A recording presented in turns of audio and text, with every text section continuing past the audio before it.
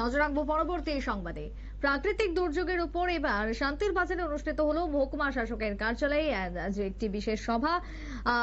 শান্তির বাজার ডিগ্রি কলেজের মাঠে অনুষ্ঠিত হতে যাচ্ছে দক্ষিণ জেলা ভিত্তিক প্রাকৃতিক দুর্যোগ মোকাবিলার বিশেষ মহড়া। আগামী 5 তারিখ ফেব্রুয়ারি মাসের মহড়াকে সাফল্যমণ্ডিত করে তুলতেই মূলত আজকের এই আলোচনার সভার আয়োজন, যেখানে উপস্থিত ছিলেন বিভিন্ন দপ্তরের কর্মীরা, লাইন ডিপার্টমেন্টের আধিকারিকদের নিয়ে আজকের যে বৈঠকে অংশগ্রহণ করলেন মহকুমা শাসক। কি বক্তব্য উঠে আসছে শুনুন। আর্থকুইক সিনারিওতে ওই মক ড্রিলটা হবে, ওটা আমাদের 5th ফেব্রুয়ারি 2025 আমাদের শান্তিরবাজার ডিগ্রি কলেজে ওইটা স্টেজিং হবে।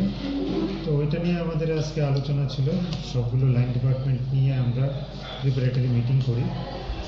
আশা করি সবাই সহযোগিতায় আমরা ওই মক ড্রিলটা সুন্দরভাবে করবো এবং আমাদের আগামী দিনে যে প্রাকৃতিক দুর্যোগ আসে ওই সময় আমরা যাতে ঠিকভাবে মোকাবেলা করতে পারি ওটার ব্যবস্থা করা।